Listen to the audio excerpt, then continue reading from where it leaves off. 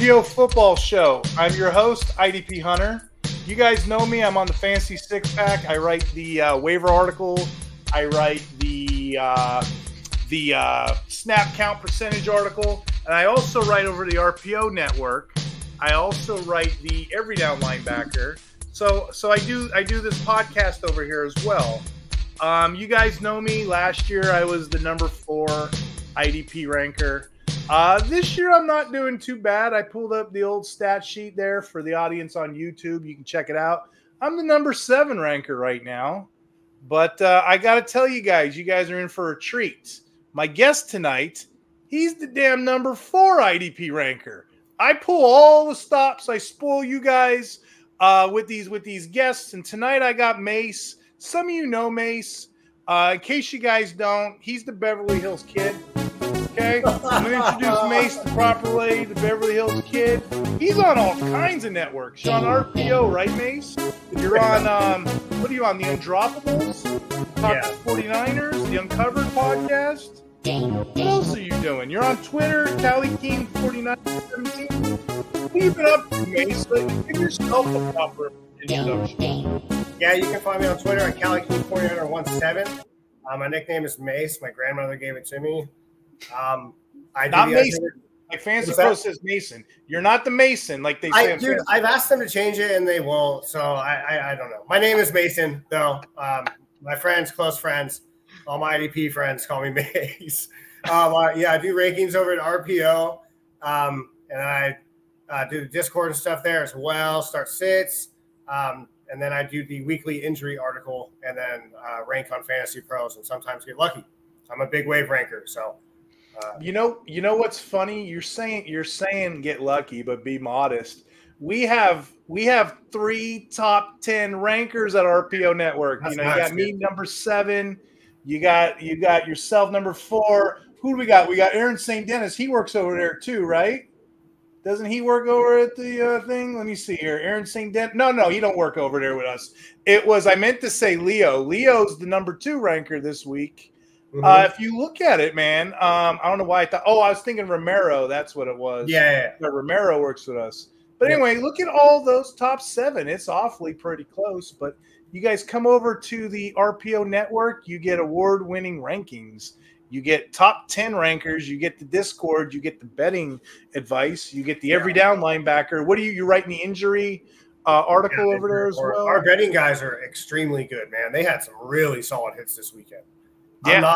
I'm not really into betting. That's not my thing. But with those guys, dude, I think I need to get in there because I am definitely missing out. I'm kicking myself in the butt. If they use the promo code Hunter, they're going to get $10 off full season access RPO football. I mean, I don't know what people are waiting for, but RPO Network, this is where it's at right now, right?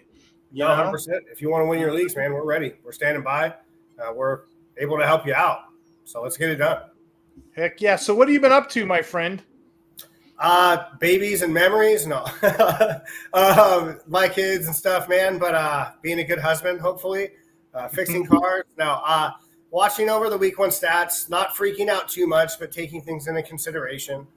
We talk a lot. It's always chaos over here, but hopefully we got a good spread tonight. We can get the people in the direction they need to go and stop from the overreactions and get people on their team through the waiver wire that they need to react to.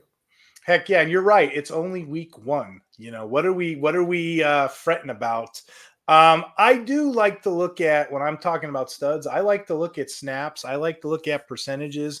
I like to look at the target share on the offensive guys. You know, I don't know what you look at per se, but, you know, as an analyst, who were some of the guys that you were highly liking this week? Who were some of your studs? Yeah, Zach Bond, Fred Warner, Daxton Hill, and then Alontae Taylor. So Zach Bond had 15 combined tackles. Him and TJ Edwards, I think, were tied for first in the league. That's insane. He had 2 sacks on 2 sacks on 4 pressures, and he was targeted 5 times in coverage. So he's not just getting it all by going in the backfield, though. That is a great added bonus. Fred Warner was all over the field. That guy leaves it all out there. He's a great football player. I think one of the best, if not the best linebacker in the NFL. He does it all for the Niners, leader on that team. He had 7 combined tackles and a crazy punch-out fumble on Breece Hall.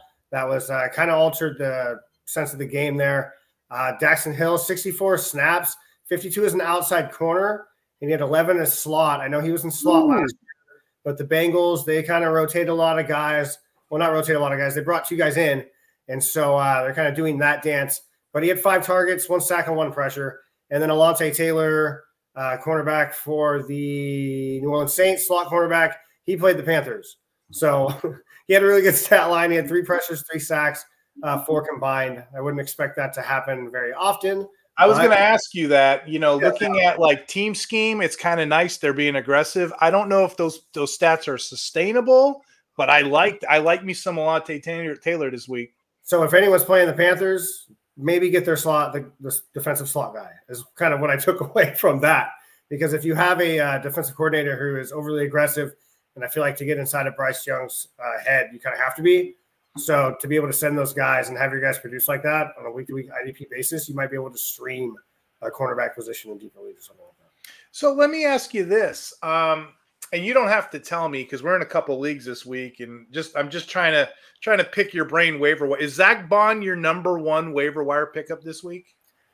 Yeah, I feel like I don't know if a lot of people were picking him up towards the end just in case because they were running the 2, and then the Devin White news, which I feel like an idiot for even considering Devin White as one of my sleeper guys. Dude, I was touting his name all off season. You got to buy him, blah, blah, blah. I still don't know what's going on there. So, yeah, if Zach Bond is on waivers, you got to pick that guy up. Bond has been talked about since Thursday. I think if he's not my number 1, I think Keon White, especially in a dynasty, would be my number 2 waiver wire pickup. For a stud, Keon White really produced. He's in that Matt Judon role now, right now, right? Mm-hmm. He was the benefit. He had 4 tackles, 2.5 sacks, forced fumble, 80% snaps. Yeah. 80% snaps. He's just 25 years old. So that's a guy I'm kind of interested in. And maybe this is more of a sleeper, but people are getting kind of on the DLs. They're picking up on Darrell Taylor. He got 59% snaps. Okay, that's good enough for a DL play. I wouldn't play him as my linebacker, but he went off this week, traded from Seattle to the Bears. Stop me if you heard this one before. People that get traded on defense tend to do well for the Bears, right? Much like Sweat did last year. Taylor went off. He had 8 tackles, 2 sacks, forced fumble. I like him for pickups too, but those are my DLs. Do you have anybody else in there you're looking at this week? Yeah, the Keon White's a good shout. I would just say anyone that plays the Browns or the Giants, you got to give their front 4 guys a look, or if they got those outside backers. We saw Van Ginkel come in clutch with a pick 6 on Daniel Jones. Yeah, it's a great move. He's reunited with his old coach, I believe. So he's a good pickup in leagues as well. But, yeah, I'm more so just looking at the trends and who allowed sacks. And I don't know, the offensive playmaking, I guess, or offensive passing in the league in week 1 was just horrible. Oh, yeah. Usually that's what it is this time of year. Usually the defense is ahead the first couple weeks, and then the offense will slowly catch up. You mentioned Bond. That's an excellent stud. You know what? 2 other studs that popped out to me at linebacker. JOK got 100% of snaps. It wasn't Hicks. Hicks was decent. Yeah. Hicks had, 71%? But JOK had that 100% of snaps, 9 tackle performance. We should see a career year out of JOK. We should see the changing of the guard, so to speak. I'm expecting a solid season there for a young guy. And let me give you an older guy, Shaq Thompson. A lot of guys we know dropped him in a lot of leagues. A lot of leagues we play in. We're degenerates. We play in a lot of deep leagues, right? Shaq Thompson's owned in 4% of leagues right now. He got 100% snap share, 10 tackles, 1 more ahead of JOK. Everybody thought it was going to be Jewel. Now, I'm expecting Jewel to be highly coveted too. I think it's going to be Thompson Jewel all year with the Panthers. But for some reason, the coaching staff, they love Thompson, and they're going to play him. And he's the guy to get. He's the cheaper one to own right now. So those are my studs this week. And I don't really care about defensive backs, so I don't really give you too many. but I'll give you 2 actually. I'll give you Julian Love. We all love Julian. He was monster this weekend. What about Antonio Johnson? Owned nowhere. I don't know how he's not. It says 0% of leagues. I own him in 3 or 4 leagues. He got 100% share. Okay, he was a top 4 safety coming out of college behind Branch, Battle, Brown for me anyway. But the kid played well week 1. I had him playing in the Kings Classic. I scooped him up. I played him. I got 15 points out of him. I think I won by 7 or 8. So thank you, Antonio Johnson. This may be a waiver wire dive or a dynasty stash. Maybe I should save for later, but I'll give you another one. Javon Bowler, Green Bay Packers, 7% owned. Good call. He got 12 tackles, 100% snaps. That's what I want out of my studs. Well, so he's a rookie. So if you're going to test him or McKinney, you know what I mean? Like the proof is kind of in the visual there. He's going to get tested these first couple of weeks. Big time. It's a good call. Those are my big time studs there. You mentioned Bond. Overshown as well. We don't have to talk about it enough. Yeah. You want to talk about the Cowboys? Go right ahead. The Cowboys, Overshown and Kendricks actually were some good studs there. Yeah. So, I mean, Kendricks only got 67% of snaps, but I mean, he got pulled during garbage time because he had the cramps. You know what I mean? But yeah, Kendricks and Overshown. And I guess if we were to transition, you don't have any more studs, do you? I mean, we could sit here and we can do that all day. Don't ask me because I'll keep going. But if you want to transition to duds, let's bring up Damone Clark really quick. He's now the Sam. That's the LB3. Overshown's outplaying him. Clark is somebody I got off of. You've seen me get off of him in quite a few leagues. But yeah, if you want to talk duds, he's definitely a guy right now. And I'll throw another one at you, Ivan Pace. We talked about it. We talked about that Vikings linebacker room. They're going to cannibalize each other all year. Looks like Cashman's the favorite. Ivan Pace seems to be not getting a lot of playing time. What's he getting? Like 54%? Yeah, I think it was mid-50s. Well, he's an undrafted free agent. I mean, he does play well when he's 55. In. He had good pressures, but they just gave Cashman a little bit of money. So I think they're going to try to get their money. They pulled him on third down, so all them impact plays kiss him goodbye. They got so many DBs out there, man. We'll talk about it a little bit. I got a second on it, but the Vikings have a lot, and I don't know if that offense is going to be able to produce enough to keep them going. Mm-hmm. Who else do you have for duds over here? Yeah, so Devin White screwed me. We talked about that. I'm just kidding. Sorry if you guys listening on Devin White. He randomly popped up on the injury report for an ankle, didn't make the trip to Brazil, and now I think is on the trade block. So that's kind of why we're pumping up Zach Vaughn. I wasn't really sure about Nakobe Dean either, but he looks like he's all right. Nakobe Dean almost had a pick 6, but he ended up dropping it. Yeah, right. Yeah. Devin White would have taken that to the house, I think, but I mean, that's just me. Okay. I mean, he would have had those 4 tackles and he would have got 10 points in 1, 2, 3 scoring. So, I mean. Yeah. Bobby Okereke, only 3 combined, and he did have a fumble recovery, but the safeties in Indianapolis just popped off between Cross and Blackman. They did really well, 10+ apiece. So, I mean, pump the brakes on freaking out about Okereke. I think it was just the game that happened. Houston, they throw the ball a lot, things like that. So not surprising that. And also Mixon had a good game too, so he probably broke to the second level a lot to give those guys a lot of tackles. Azeez Al-Shaair got out IDP'd, I guess. I'm sure he didn't get outplayed. I didn't see too much of that game, but stat-wise, Tua had a better game. So maybe that's another guy that you can go ahead and look at and pick up if you're not in a deeper league. If you're only starting 2 linebackers, though, I wouldn't get crazy and add Tua just yet. It's just something to monitor.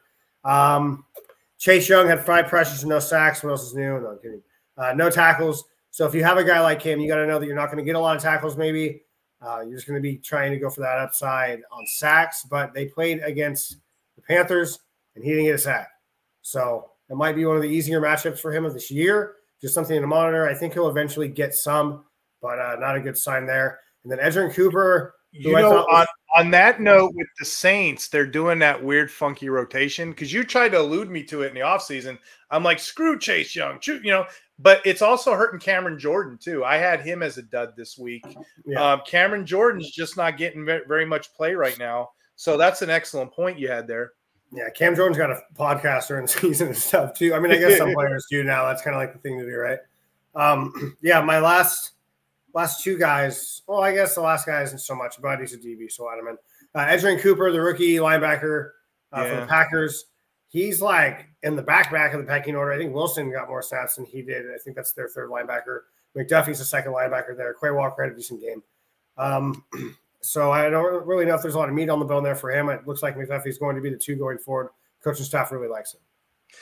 For duds, I actually got 3 more for you to throw out there. Bryce Huff, man.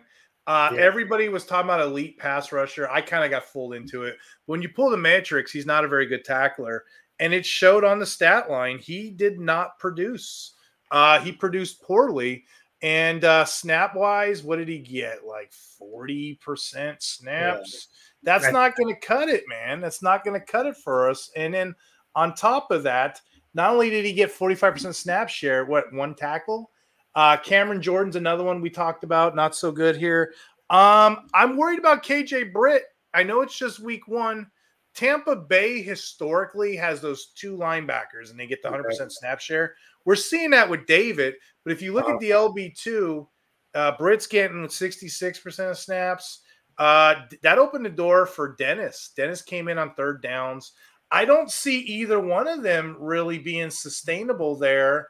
If this hurts Britt, it hurts Dennis too, because Dennis got a lot of big impact plays. I don't see that being a sustainable trait. So I'd be careful of Britt. Britt is the case, Mase, all offseason. People just kept moving him up. Oh, I got to get Britt. I got to get Britt.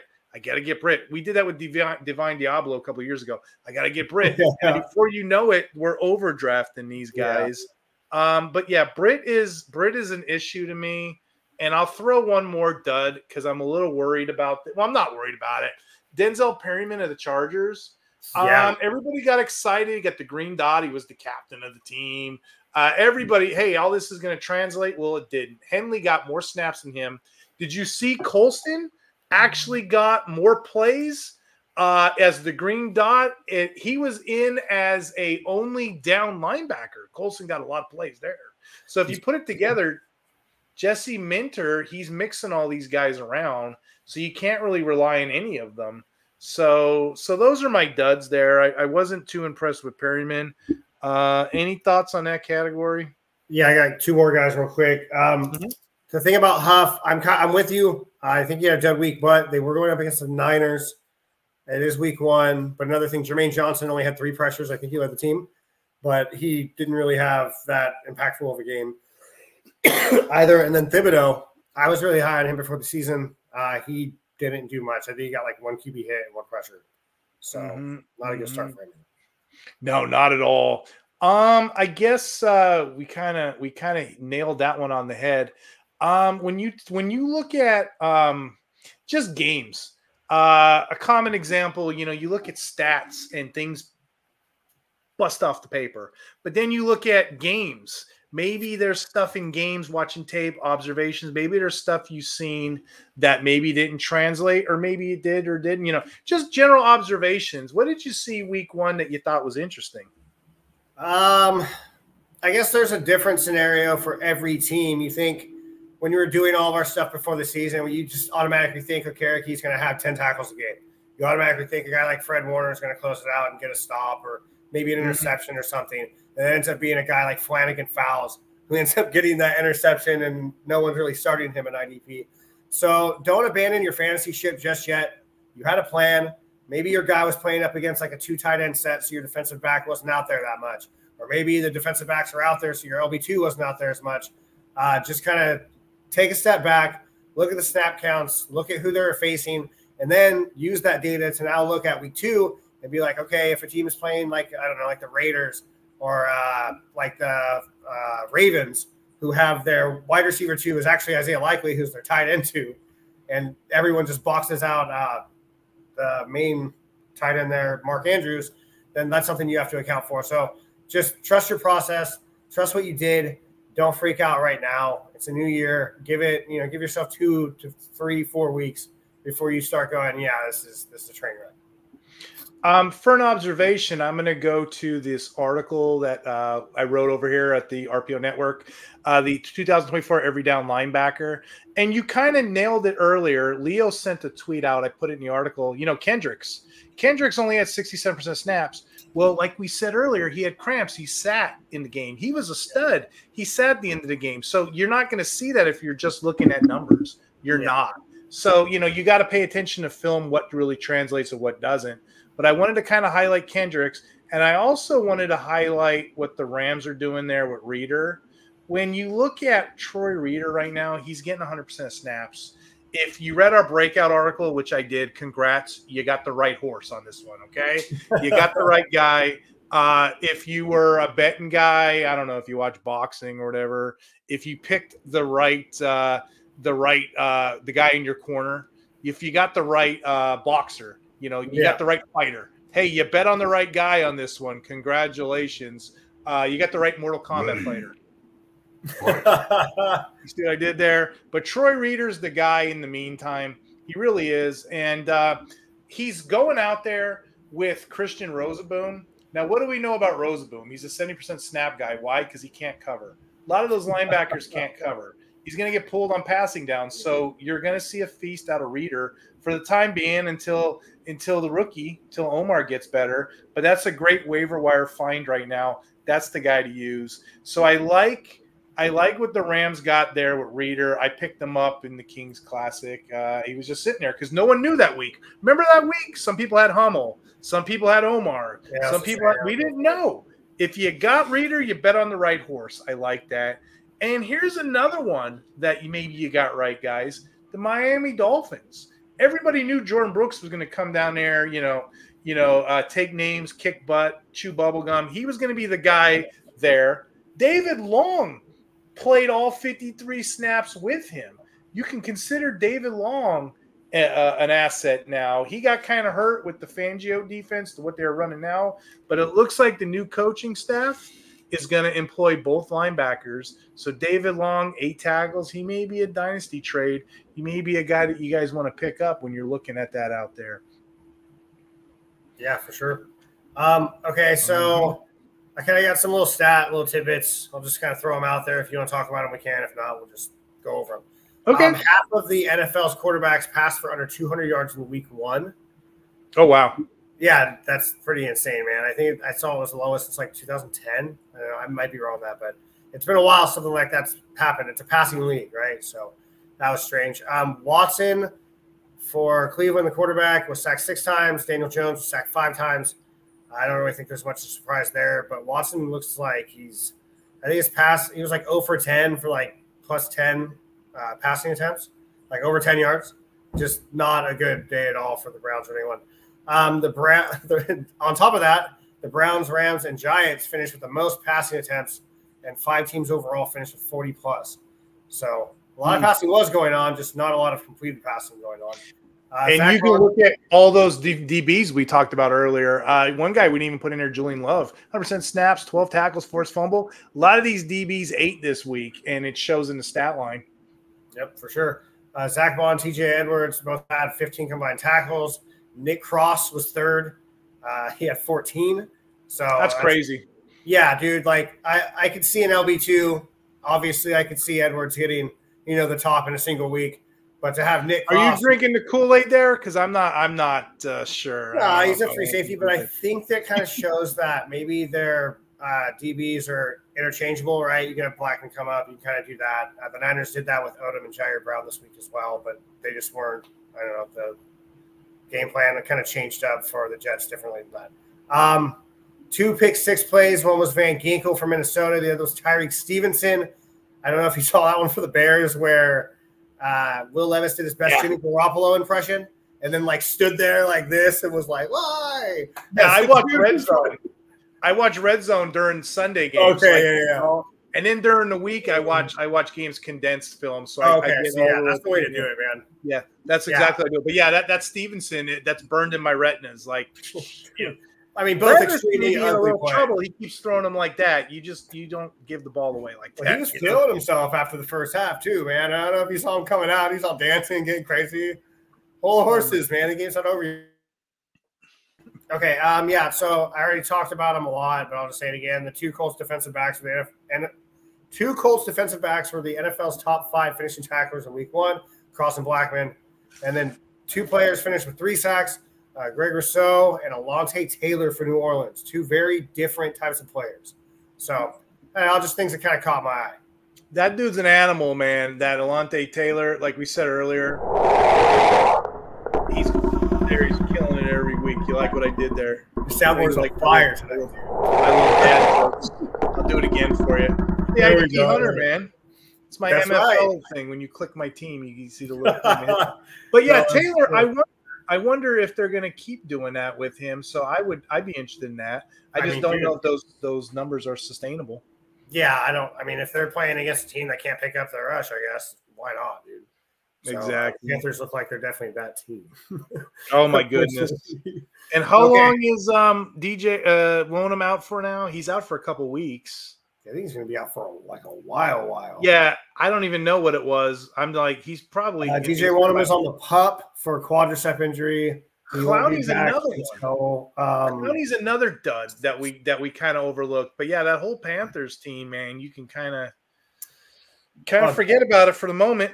Derek Brown too. He's out for the season. I forgot about that. Jeez, that hurts. There's a couple guys. Let me see. I think I have them written down. Yeah, the edge for Iku Leota. He had a sack and 3 tackles.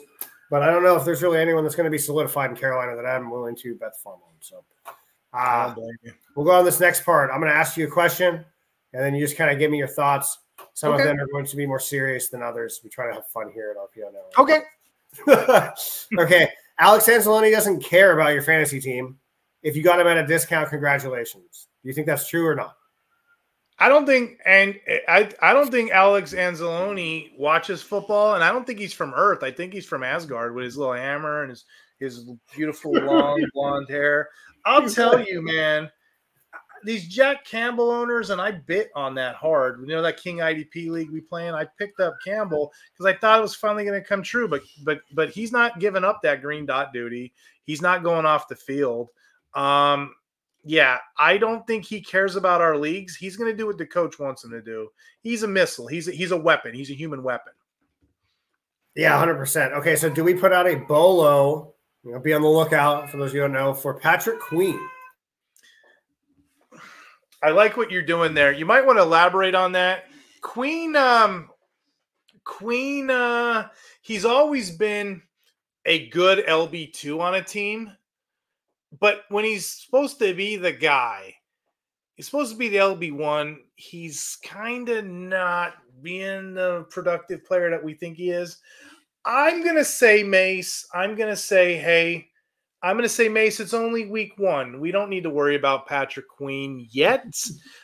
Snaps, we use them as an indicator. We use them as a ruler guide.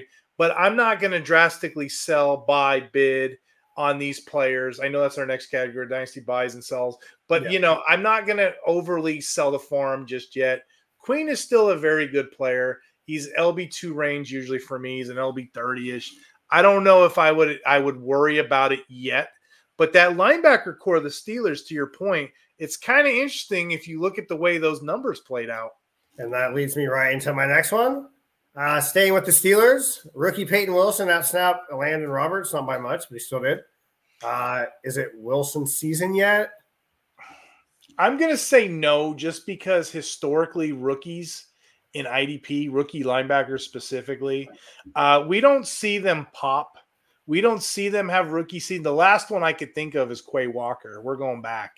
And even him, he's kind of on a short leash now with the team. So, be careful careful we're drinking the Kool-Aid. What's Roberts' deal? I think he's hurt right now, isn't he? Oh, let me check. I don't know what his deal is, but Roberts is one of those guys. He shows up, he'll have a game, he'll go away, he'll have a game or two. Holcomb is another one too. I mean, they have games, they go away. I'm not going to invest in any of those Steelers linebackers yet. I mean, if you want to stash them as a dynasty, go right ahead. But I wouldn't feel good if I needed to. If I needed a tackle or two for a win and I had Wilson or Queen or Roberts out there. Yeah. If you have a Wilson manager and redraft who maybe he doesn't get as many starts as you were thinking that the person was going to, they drop him, same pounce, around middle of the season maybe. Not really comparable, I guess, but I'm going to bring it up anyways. For some reason, my brain's telling me to. Wide receivers on offense when they're rookies kind of takes them a minute to get integrated, get up to speed, start to get into the playbook, right? They start getting plays. It's the same thing for linebackers, I think, in a sense of mentality, trust earned by coaches and stuff. maybe the season's declining. They want to get a look at the younger guys, stuff like that. So, yeah, I'm kind of with you there. Don't jump on the cookie jar just yet. Kind of wait, or I guess kind of leave the fine wine bottled for a little bit longer so it ripens just enough to be sweet, right? Mm-hmm. That small, I mean, unless you like better taste, I guess. If you last Steeler question, if you were declared out, right, by injury, or coach decision, what have you, are you rocking pads on the sidelines in the way that Russell Wilson did on Sunday? Russell Wilson's a diva. I mean, did you read that article? What was it last year with the Broncos? He was supposed to, he's doing like Iron Mike knee bends and on the plane while everybody's trying to sleep. Bro. I don't know, man. He's his own breed there. You know, I don't know. I don't want to talk poorly about anybody, especially on a podcast, but yeah. I don't know. That guy's on his own. He's in his own dimension. You know what I mean? So, no, I'm not rocking pads. I tell you what, I'm a bit older than our audience. I'm a bit older than some of these guys. I like what the NBA does when a guy's out and they wear the little suit and the little tie. Right.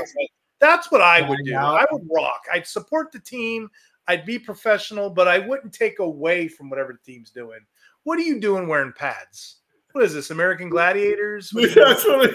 Honestly, I would wear pads probably because that would be the only chance for me to ever wear pads. Would be to hold. I don't get it. I don't get what he is doing. Yeah. Okay. Hey, kudos to those dynasty managers that were drafting Justin Fields and picking him up. That was a pretty smart play now that I think about it. And if we want to talk about offense a little bit more, kudos to those managers. I didn't understand. I'm like, what do people see in this Jordan Mason guy? Man, did he go off last night? He went off. Yeah. CMC with that surprise injury screwed a lot of people over. Screwed me over in that 32 Towers league that we play in overseas.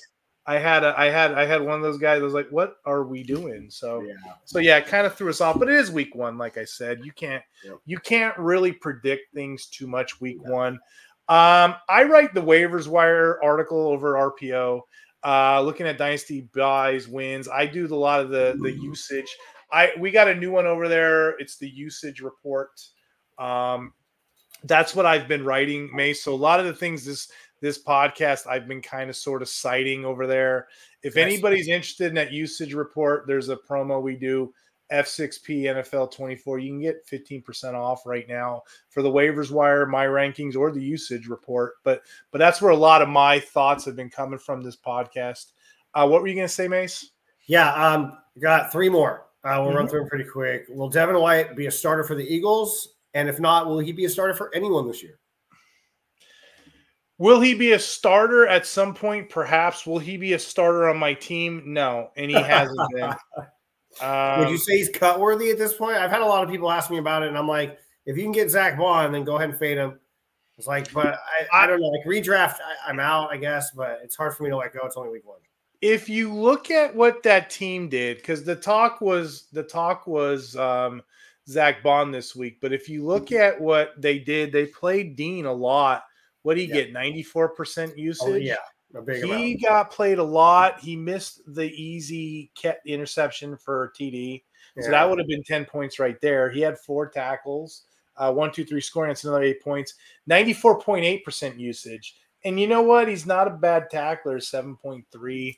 I think the future for the Eagles is Dean, and I think Bond for the time being. And let's not forget about Trotter. So who's the odd man out there? I think it's White. Yeah, I'm not interested in White at all. I'd be trying to get rid of him. I don't like cutting players. I don't like drawing players. I'd be trying to get rid of him in a lot of my leagues. For whatever you can at this point, right? Okay, Keon White, you kind of touched on it a little bit earlier. 3 sacks on 3 pressures. He also had a tackle. Is this the beginning of a big year from him? Oh, yeah. He's definitely a pickup for me. And if you follow the usage report, if you follow the snaps, they played him 80%, dude. 80% of the time. Now, I wouldn't want that long-term because players break unless your name's Matt Crosby. But again, he's the sole beneficiary of the Matthew Judon getting moved away. Yeah. I want everything I can, especially in dynasty leagues. I want to pick him up everywhere. Let me get some White shares. Yeah, kudos to the New England Patriots for beating the Cincinnati Bengals. I do a family pick'em league, and my 4-year-old son and my 2-year-old daughter were the only people to pick the Patriots this week. So they got the win there. So no one in my family believed in him, but good for Kiawaya and the Patriots. You love to see the underdog win, right, man? Can you imagine those survivor leagues or those guillotine leagues when you pick a team like that? I mean, that's just bad luck right there. That's why I hate betting. I hate ranking actually week one. Week one is so fluky. The only advantage is you got all off season to kind of prep for it, but still, you don't know what's going to happen week to week. You don't know injuries, not just that, but players, especially these year two breakouts. Did anybody expect White to do what he did? Did anybody expect Zach Bond to do what he did? Who was the other guy we talked this podcast? Daryl Taylor? You expecting that? Definitely. Overshown as well, really showed out. Troy Reader, Kenneth Murray, Shaq Thompson. I can go all day with this. Yeah. I actually got a guy we haven't hit up yet, and I was waiting to see if you had him. But I actually have a guy I'm thinking about waiver wire pickups, at least in the kind of leagues we play in, maybe in a non-shallow league. I was waiting to see if you keyed in on him because we haven't talked about this team much. But go ahead, keep going, Mase. I want to hear what else you got here. Okay, last one. Smith, Bynum, and Metellus all led the Vikings in snaps, though no player actually played for 100% on that defense. Weird, right? Bynum was the odd man out. Are you worried about any of those three? And Smith had, I think, the best week of the lot. So weird. Are you still in on him, or is he? I'm not in on Smith, and it's a fluke week 1 week. Smith this is probably his last year. They had to talk him into coming back, of course. He's kind of doing what the team wants him to. He's kind of playing wherever he needs to. The bottom there are Metellus because he's a human missile. He's a human weapon. They put him all around the field. We know this. But the buy is also Bynum, who, he makes his tackles too. It was just one of those fluke weeks, with Minnesota. I'm not buying Smith, and it's telling. Fantasy managers know. They know what's going down. That's why you see him a lot on waivers. They're just sitting there right now. You're sitting there with Smith, but you're picking up the Metellus and the Bynums. Yeah. So, that's all I got for that one, man. Mm-hmm. I wanted to talk about dynasty buys and waiver wire pickups. This is maybe a greasy strategy I do in dynasty leagues. I will send a guy because you can kind of see who loads their roster. You can kind of see who's got a poor roster. You can kind of see who built the teams in the offseason, right? Yeah. So we can already know week one. You already know week one who's all in, who's not, who's going to be a bottom 3 team.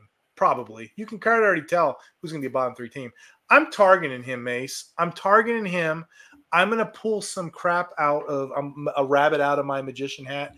I'm going to target that guy, whoever he is in whatever league, and I'm going to say, hey, buddy, if I give you my 25, 20, 26 first, 27 first, I really want your Elijah Moore player. I really want your Chuba Hubbard player. I really want your, I don't know, Aidan O'Connell. I don't care who it is. I want I'm going to put a bull crap player in this trade because I want your first round pick. So just look at it objectively. Look at it like, I guess with these untrained eyes. I'm giving you 2 firsts for a first and some mediocre player. I say Elijah Moore like funny, right? As soon as I make this trade, I'm going to drop him right in front of your face. I don't want that. I don't want that extra player. I want your first rounder because I know you're a top 3. So what did I do? I essentially moved myself up from a contending team to a top 3 team. That's what I do the first couple weeks. I'm trying to size that up with a fluff with a sprinkle player. Now I know what you're saying, but Steve, you just gave away all your first rounders. I'm going to make those up in a dynasty. I'm definitely going to get those back. I can attest to that. You are a trading maestro, dude. Like it's every day. I think I've seen a trade coming from you, bro. I'm going to trade. I'm going to get it. I'm going to get it back. You know why I'm going to get it back? Because Troy Reader exists. Zach Bond exists. For sure. Caden Ellis, nobody was talking about Caden Ellis. And I'm going to start here with this. Yeah. I'm going to start here with this. I'll pick up Caden Ellis right now. Nobody cares about Caden Ellis. I do. You know why I care? Because the other 2 linebackers, snap usage, going back to it, was horrible. Did you see what Nate Landman did? for snap usage? Or how about Troy Anderson? I think Anderson was in the 50s, wasn't he? Oh my God. They both stunk it up. It was bad, man. It was bad, all of them. But you know who didn't stink it up? Ellis. Ellis is the only guaranteed. And that's what I was trying. Weren't we in a draft in one of these guys? Yeah, it was Will Hulse. Didn't he say to some other analyst, he's like, what do you see in Landman? I don't know what he sees. You remember that? I jumped on there. Yeah. I'll tell you what I see in Ellis. I see a guaranteed starter and I see snap share, while the other guys there, not so much, right? They're not getting you anything. Nate Landman, 58% snap share. Dud. You know who else was a stud? A dud. Troy Anderson, 44%. My God. Okay, only 44? That's tough, bro. That's rough. They're legit splitting time then. They're splitting. They're splitting. And Ellis is the only one that's getting his snaps. Now, I think I dealt with one of the, in our Discord, one of the guys was like, but Steve, Troy Anderson's wearing the green dot. You got to watch those. He comes in. It's like one play they run on third down when it's all three linebackers. A weird 3rd and 1 play. They put Landman in the middle, and he got Landman. So you can't really. You gotta read the tea leaves. You gotta look at your numbers. You gotta look at the games too. But yeah, I'm off both of those linebackers, which means by default, addition by subtraction, I'm all in on Caden Ellis. So you see me in a lot of drafts. I'll pick him up as my final flex linebacker because I know he's going to get play. You see me pick up Zach Bond before he was a thing. You may or may not have seen me do this. There's a player out there. I'm going to give you another one here, Mase. There is a player out there just kind of hanging out on the Arizona Cardinals. So I already gave it away, right? Mac Wilson, right? Mac Wilson had a 63% snap usage on a 24% tackle rate, okay? Consider him as a sleeper option in a bigger format. Of course, you're not going to do it in a short format, but consider him a sleeper option in those deeper leagues. What's interesting about Mac Wilson is we covered this on different podcasts. I wrote different articles. He was traded for from the Patriots, from New England, traded for him from the Browns. So obviously they had a plan for him in New England. They just couldn't keep him. They played him 541 snaps, and they used him on special teams 596 times. Okay, that was his 2023 campaign. He actually had 305 snaps, recorded 305 sacks the final 5 games of the season, 23 defensive snaps on special teams. Again, he's a special teams player. I don't know. I don't play special teams like that for tackles. But anyway, what I'm trying to say in those tackle-heavy leagues, he's a guy that's going to fill the gap. He's one of those predictions I had as an LB2. He's a cheap player right now you can pick up anywhere. Probably, yeah.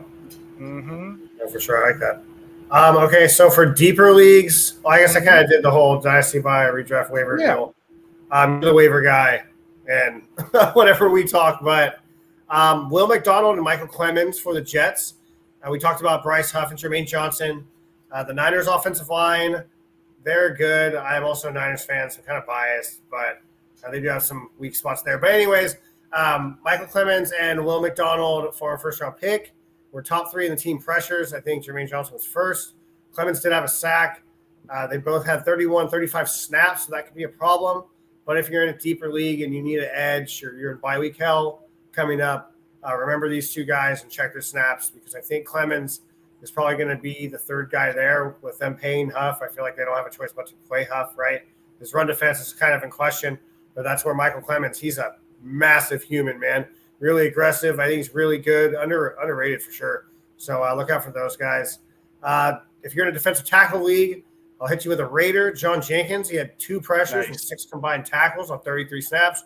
Not a lot of snaps, but there's a lot of firepower, or at least really big humans on that Raider line. Wilkins next to him. Obviously, Max Crosby is one of the best in the league, if not the best in the league, depending on who you ask to that outside position. Kuntz is there, but he's also on IR. So with that said, another Raider. Gross for me to talk about so many Raiders. But Adam Butler, he filled in for Malcolm Kuntz. He had 2 pressures and a handful of tackles in week 1. 50-something snaps, I want to say, if I'm not mistaken. Nice, so, yep. That's a guy that's just flying so deep under the radar. You'd have to, like, go into the sea to get him. You know what I mean? You got to put on your scuba gear, Go find him. I like that. You're talking to Scuba Steve right now. I like that. That's right. Okay. So, yeah, man, just dive deep into that waiver wire. Go ahead and use your search bar. Type in Adam Butler and get yourself a nice rotational piece. Your easy guys. I actually had Adam Butler. Did you? Nice. Yeah. Yeah. No, it's good. I was going to talk him, so I'm glad you got him in this one. That's a pretty good. That's a good dart throw, my friend. Yeah, no, for sure. But like we said, it's week 1, right? So you never really know. But to be on the opposite side of a player like Max Crosby, that's going to provide a boatload of opportunity, especially with Wilkins on the inside pushing. Tyree Wilson, I believe, was playing inside as well. I don't know that for sure, but I think that's where he was supposed to be anyways. So if they're bringing in Adam Butler to play outside, that's probably not good for the former first-round pick Tyree Wilson and his chances of playing outside. They're probably going to put him interior. So in most leagues, you pick up Dane Henley. You brought him up earlier. Chargers LB1, mid-40 snaps, pair of pressures, over 5 tackles. We like linebackers who pressure. Does a lot of extra points and sacks, QB hits, things like that, depending on what your league scores. Edge for Carolina. I know earlier I said don't go after anyone in Carolina. Well, I lied. Go after A'Shawn Robinson because he's all they got, man. 1 pressure, which, okay, whatever, but he's got 5 tackles. So if you're in a tackle-heavy league and you need a prayer because your edge work just isn't working, you might even be able to wait another week before you have to pick him up unless you got a Panther fan that's inside of your league. And then defensive back Alontae Taylor, depending on if the Saints are going to continue to use him as pressure. But if they do, then he's going to be a guy that you're going to want to add because it looks like he knows how to finish play. I like your Robinson pick. I had Big Steve on in the offseason, Big Steve from RPO Network, and he loves himself some Robinson this year. And I'm like, what's he thinking? I'm like, oh, yeah, I see it. I see that move. Great call. Another one here, dude. Do you know Boye Mafe, right, is only owned in 9% of leagues, and he only starts in 4%. I don't know what people are thinking. 87% snap share. Yeah. What the heck? Nwosu's injured, and then they just traded Taylor. So again, he registered just 1 sack, but he generated 8 pressures. Maybe that's why people don't realize that pressures generate sacks. But yeah, he's going to be in that Dexter Lawrence vein of just generating pressure. That's a good one for you. You like the dart throws, so I'll throw a couple dart throws at you. You know, you talked about the Giants. You talked about McFadden being out. There's a guy, and I don't even know if I'm saying it right. I can't say it right. Mutsau, Musasau. I'm not expecting much, but in these 32-team league, these 64-team league that we play in, he's got an 82% snap count. He would be a waiver wire exception for me in a deep league like that. And the Broncos played a 3rd linebacker, Christian Welch. He got 25% snap share. In that one big league we play in, he may be worth a shot in these deeper leagues. Who knows? But yeah, those are kind of my late round dart throws out there. You know who really made me mad on the Giants, who I actually thought was going to get some time just because of the situation? Like, I figured the Giants were going to be bad. I didn't think it was going to be that bad. But Isaiah Simmons, like, I thought he was going to fill in this LB2. I was taking him at the end of best balls and stuff, just in case, because, you know, he can play safety, kind of. He can play slot, kind of. He can play edge, kind of. Like, you put him virtually anywhere, but I guess he's not good. I don't know. The Giants aren't that stacked. You know, just observation, the way I play Dynasty. And I just wanted to show you a leopard can change his spots. I'm going to throw you one more defensive back. Oh, look at you. You're a changed man. But it's just the way I play, though. Like, I will stream the hell out of these guys and just keep punting them. Tyler Nubin is only owned in 6% of leagues, 2% start. Tyler Nubin, it's the way I play. I look for them snaps. He played 100% snaps, and he got 7 tackles out of that. What does that say? Opportunity. Your best ability is availability. Availability, yes, sir. So, and then we talked Bullard earlier. So those are the kind of safeties I want. I want the 100% guys with multiple tackle ability. So yeah, that's my podcast, man. I don't have any other names. Do you have anybody that we left out? Just to shout out our boy Pedro. He does stuff with us at RPO. I think a year and a half ago, he inboxed me on Twitter and was like, look at this guy, Quentin Lake. I saw him in some media day stuff for the Rams. And right now, dude, that guy's headlining. He saw it. I think he had 10 tackles, 9 tackles, something like that. He's getting in the mix with a lot of the linebacker not issues, but like with the whole trade of Ernest Jones, which is another thing that I want to talk about really quick too. I'll slide that for a second. Well, actually, no. All right, let's do it. Did the Rams look bad without Jones? They were in that game, that whole game. They were in it. I mean, they gave 90 yards up to Montgomery and a touchdown. They probably did that anyway with Jones. I don't think Ernest Jones was like a world beater. I think because he's the only true linebacker, because the rest of them play edge. You know, so it's a 3-3-5 defense. You might as well say it's a 5-1-5 defense. But like, he was the only linebacker in his zone coverage. I wrote about that in the RPO article. When you're in zone, your back is to the end zone. You're in coverage. You're watching the quarterback. You're going to get a lot of quick, cheap tackles. When you're in man, your back is turned. So you're running down the field covering receiver. You're not going to be in position to make those cheap tackles. So a zone coverage linebacker will always make more plays in a cover 2, cover 4, cover 6 even than a man coverage one. And that's kind of where Jones is going now. He's going to a place where they're going to take a lot of shots with 50-50 balls on the corners because they got good corners. They're going to stack the box more. Stack and shed is what they call it, you know. But yeah, I don't think they missed them that much. I don't think so. I think that the Rams are showing in the NFL. They're making fools out of us. They're getting late round players and they're getting value out of them, whether it's tight end, wide receiver, you know, what have you. And they're going to do it again with linebacker, because I think that Omar kid is the truth. I think they're just right now filling it in until he's ready to take it.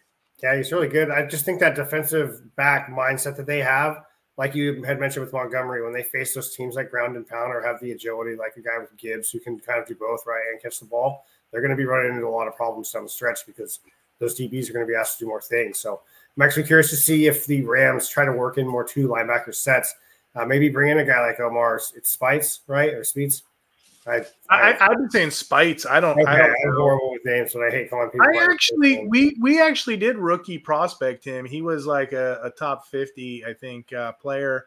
I had him in there. I just I didn't see the trajectory until now. Yeah, I mean, with IDP, it's all about landing spot, right? And just the overall availability and what is their path to actually starting. Because if, as we saw, like with Bullard and McKinney, Bullard got, you know, the bulk of the targets because he is the rookie and he was going to be tested. And I feel like that's how it is for a lot of rookies. You just kind of circle them and you're like, all right, this is the weak spot of the defense. They're brand new and we're going to go after this spot. So, yeah, I think that's all I got for this one, man. Heck yeah. And I usually put this out in most of the podcasts we do. Check out the IDP Center. They're doing great things out there in the universe. Check out they're doing the Smashup Sports giveaway right now. Pretty much it's a free league, and you can win up to $2,000. They're giving away prizes. I don't know if you know much about Smashup Sports. When I was at the expo this year, they were giving away these cards. It's like playing Pokemon with fantasy football. Like this one here. You catch them all? Here, if my defense wins the game, this card is worth 15 more points if my defensive players put up eight points a piece. And then this one here, it's like the points for rushing and receiving. If I get a rushing and receiver, if they score more than a touchdown a piece, then their points will multiply twice that week. So it's kind of like an extra little nuance to the game that we know and the game that we play. But for the audience that's on Spotify and can't see my screen, and for the audience that doesn't know what we are talking about, check out the RPO Network, check out the IDP Center, check out the Fantasy Six Pack. This IDP community is amazing, especially these combo leagues we play in, Mase. Yeah. But me and you, we're in a league in Brazil, for crying out loud. Brazil. They both know one, too. Brazil. How cool is that? Right? Yeah. I did the math not too long ago. Oh, here's the art. I didn't pull up the site. Let me pull that up. But I did the math. In 2019, 8% of people played in IDP leagues. In 2022, that was 2 years ago, 22% were playing in IDP leagues. So we're up and coming. And sites like the IDP Center only help us grow. So I give them a shout every chance I get. Check them out. Check out Smashup Sports. Check out the trade calculator. Check out the articles. Aidan was over on the Fantasy Six Pack with me earlier. Check out his recent write-ups, his recent articles, best ball leagues, new to IDP. There's all kinds of stuff over here. They have their own waiver wire article, takeaways, and they got offense over here too. It's up and coming, man. So like I said, just like the RPO network, we set records this year too over that site too. Leo was talking about, right? Yeah. And they got 3 top 10 award-winning rankers. So the sky's the limit on both these sites. I'm excited on the future. I'm happy for your friendship. I'm happy for the guys that we talk with. Things are up and coming, man, and it seems like we're at the cusp of it. Collaboration is key, and that's the biggest thing to growing anything. You're going to have bad apples anywhere with anything that you do, but at the same time, it's all about coming together, spreading the information. And I don't know, I guess we get so caught up in doing battle with each other on a week-to-week basis that you kind of forget that there are relationships and friendships in this stuff. So, yeah, everyone that you just said is all the sites. They're all good to go, man. Check I'm loving out it week 1. Fantasy Six Pack. We got F6P NFL 24. You save 15% off. Leo's doing a promo code too as well. You type in Hunter, you get $10 off for full season for RPO. Again, you can't beat it. What we're doing out there in the universe. Evidently, the players that we talked all off season, they're all of a sudden hitting right now. The Rosus, the Keon Whites, even Zach Bonds. I'm still waiting on my Tuffy. Yeah, it's crazy. It's like a broken record. That's why we haven't done one of these in a couple weeks. Yeah. When we coming back on, Mase, we're going to come back on every odd week. We're going to do week 3. Every odd week. I'll try to be on every single week. That's my goal, obviously. I do other stuff, but I kind of have it right now to where I'm like you. I can do this on this day, do this on this day. More so getting primed up and to get in the swing of things. All like the bare bones stuff is put out. It's just now about getting the information, putting it into articles, and then using those articles and our conversations offline to create a good product and set it up to the people. There are no dumb questions. There are no, I don't know, like you kind of like you said it best when we talked. You said you like conspiracists, man. You like conspiracy theories, not in the political sense or whatever, in the sense of you know me. I'll go down that rabbit hole. You got to dive down the rabbit hole and really think, okay, what if this happens? What if this happens? And kind of play that. That's what the off season's for. I feel like so you can kind of do that, but you don't want to rely on last year's stats. But if you can look at the last couple years and you play and you really pay attention, you can start to see maybe some trends. Or you can tell coaching decisions, or maybe kind of like you said, crystal ball tea leaves. Kind of figure out what's going on there. So just stay vigilant, keep those eyes open. And it's only week 1. Like I said, we're going. I have a lot of conspiracies I haven't even put out yet. I was messaging Will Hulse in the middle of the night.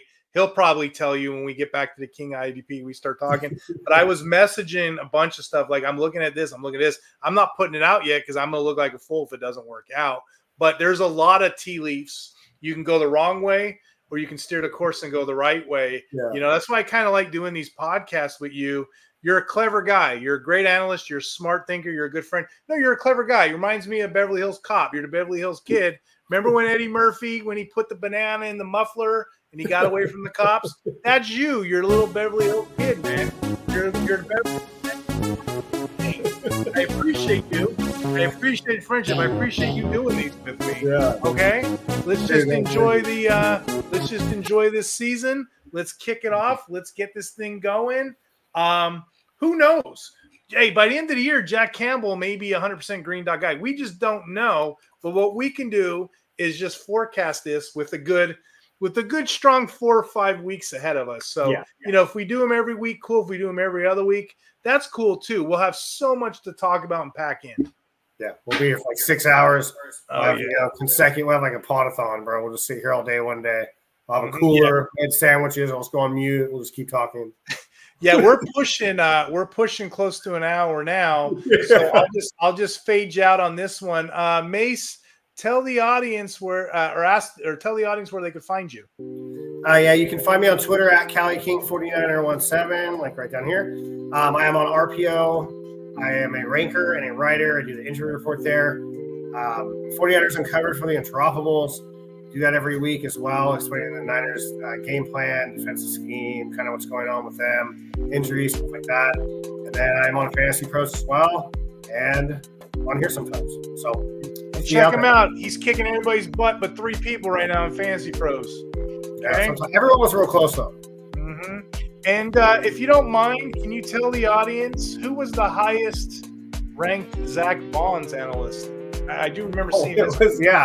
It was me. I did a little tinkering before the game. With Devin White, I'd left him on my dynasty rankings, and Leo hit me up, and he was like, "You stuck Devin White there." And I'm like, "Oh crap." We talked this offline. You had him ranked where, Zach Bond? 42nd, I think. Is where I had him 41 at one point, and I pulled him back. I'm like, "That's ridiculous." I'm trying to stay close to the vest. I wanted to go higher, but I had to pull myself back because you and Leo and everyone else tells me like, just chill out and don't get too crazy. But let's see, stretch lottery tickets work sometimes too. So it's just there's no telling. You could. What I love about IDP, you could set the bait, you can fish and put your trap out there, and you'll still catch a boot sometimes. You know, the storm comes in, the rain, you can't predict it. Offense is kind of more like pedigree, depth chart, looking at the ranks. IDP is more like strategy system, trying to get in her head what the coach is thinking, because you just never know. You never know. You never know with these podcasts. We go an hour and a half, we can go 40 minutes. There is no telling. I can play Beverly Hills Cop music. Maybe I will, maybe I won't. There's no telling. But I appreciate you, Mase. I appreciate your friendship. I appreciate coming on. I appreciate all the good things we're doing at RPO Network. So I guess we'll sound out. I tell the audience all the time, you keep listening, we'll keep recording these. Perfect. Thanks, guys. Take care.